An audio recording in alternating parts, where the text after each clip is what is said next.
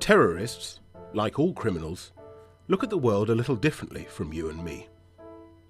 Where we see normality, they look for opportunity. Where we see an iconic building or part of our history, they see a target to attack. Where we see services to help us live our lives, they see a chance to disrupt them. Where we see somewhere bustling and busy, they see the opportunity to kill as many people as possible. So it's time we too looked a little closer.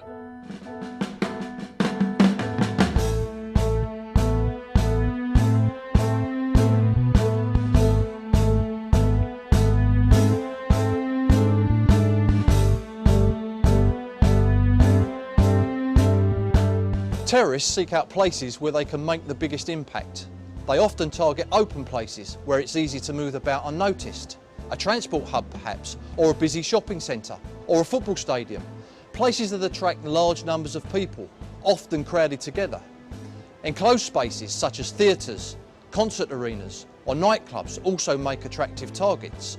Although security may be tighter, the risk of being caught is outweighed by the huge publicity and outcry a successful attack will generate.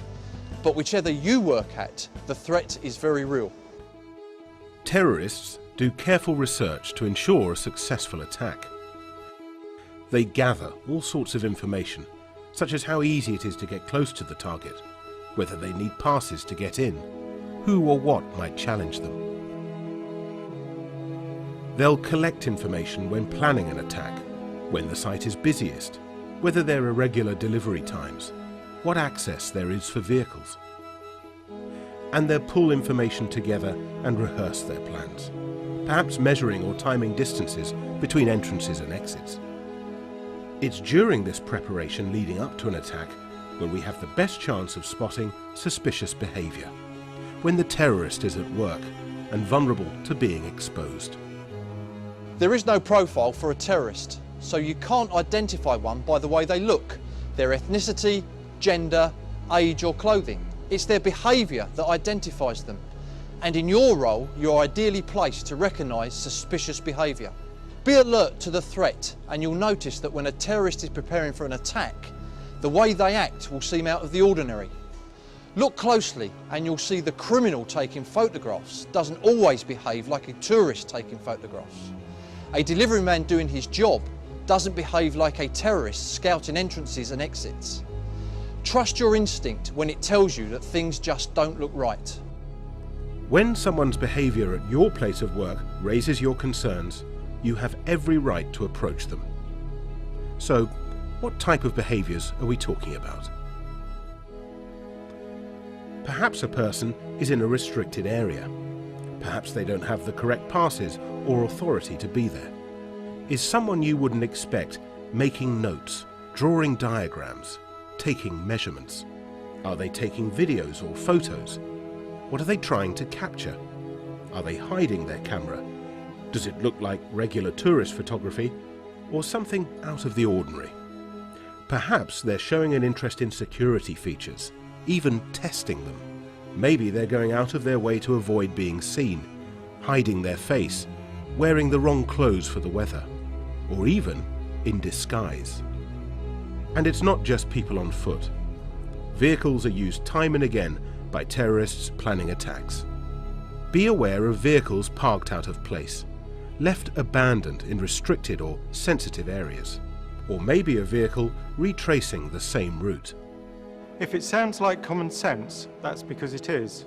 But you have to act on your suspicions, trust your instincts.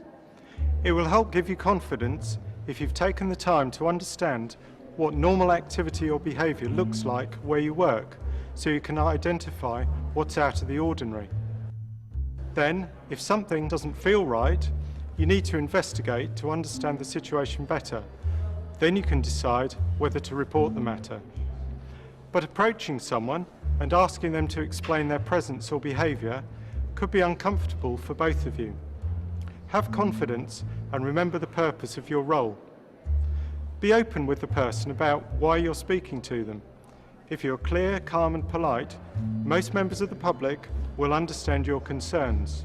And remember that if someone really is gathering information, carrying out what we call hostile reconnaissance, then approaching them shows that you and your colleagues are alert, and that could just be enough to deter a criminal or terrorist from continuing with their plans. Recognizing suspicious behavior is one thing. Knowing what to do next requires a little more confidence. You need clarity. Having recognized behavior that you feel is suspicious, you now need to understand the situation and decide whether your instinct is correct. Listen to an example and think about how this security guard tries to understand the man's motives for his behavior. Good morning, sir. Morning. How are you today? I'm fine, thanks. So, Not too bad, thanks. I'm part of security here, and I'd just like to ask you a few questions as to the purpose as to why you're here, sir. Why? I noticed you've been here since about 11:30. You've been taking some notes, and you've been coming in and out of entrances. What's the reason for your visit here, sir? I'm here to visit a colleague. A colleague. And who would that colleague be, sir? His name's John. John who? Simons. John Simons. Have you been here before, sir? No, it's my first time. Okay. So you've been here a while, as I said, you've been here since about 11:30 or so. Yeah, I got here way too early. You've been taking some notes on your paper there, sir, and coming in and out of the building a few times. Can I ask why? It's research. Research. Can you go into a little bit more detail? Well, I'm a writer. Sorry, it's a bit embarrassing. I don't like to talk about my work. That's okay. It's no problem. So the gentleman, which floor does he work on, sir? I've no idea. You have no idea. So, and your appointment is at? We were meant to meet at 1 o'clock. You meant to be one. So you've got about 15 minutes or so, yeah? But you've been here an awfully long time. Do you have a telephone number for the gentleman? I don't, I'm afraid, no. An email address? But that's on my computer at home. We've just been conversing by email. But you've been here since about 11:30. As I say, I like to leave extra time. How did you know how long I've been here? So we're part of security here. Yeah, but I don't see any cameras, which is unusual for a place like this. No. I can't go into too much detail, but the security is very important here. But as I said, So there's more than one of you then? there's lots of us. Is there sir. someone watching us on a hidden camera somewhere? So I'm not going to go into detail like that. What I'm going to do is I've taken the gentleman's name, which was, Right. sorry? John Roberts. John Roberts. Okay, sir. What I'm going to ask you to do is if the gentleman's going to meet you in the next 15 minutes or so and you're at the location, just bear with me for 1 second and I'm just going to try and get hold of Mr. John for you, okay? And, Okay, thanks. I'm part of security here, so I'd just like to make sure that you're on time and there's no hiccups with your meeting. If you could just take a seat for me a moment, sir. It's not a problem, is it? There's no problem whatsoever. You take a seat. Thank you very much. Okay. Okay, now let's review the conversation.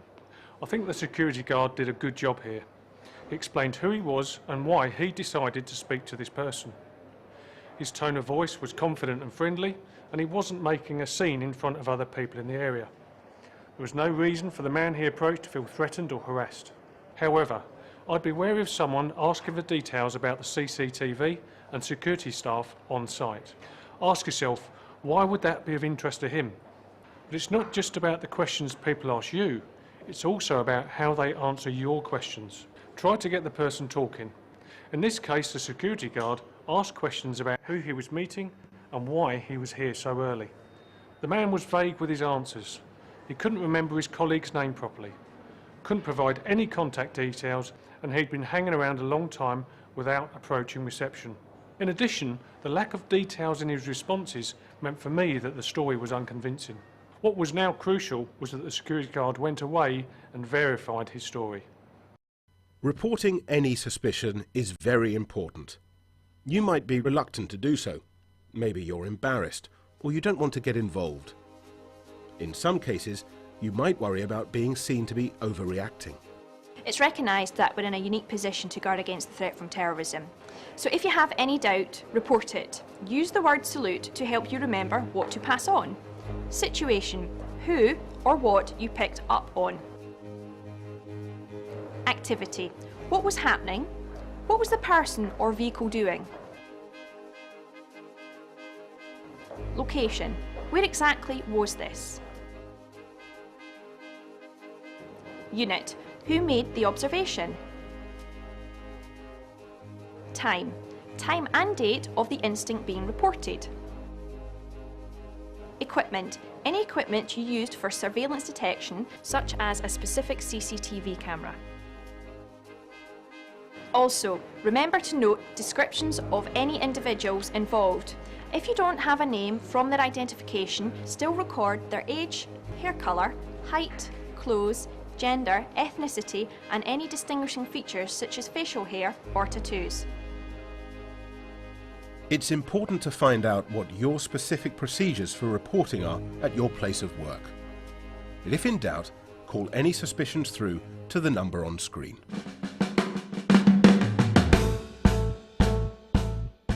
Have the confidence to make the right decision.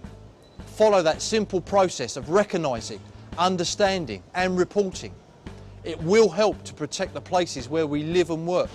You will make those places safer for all of us.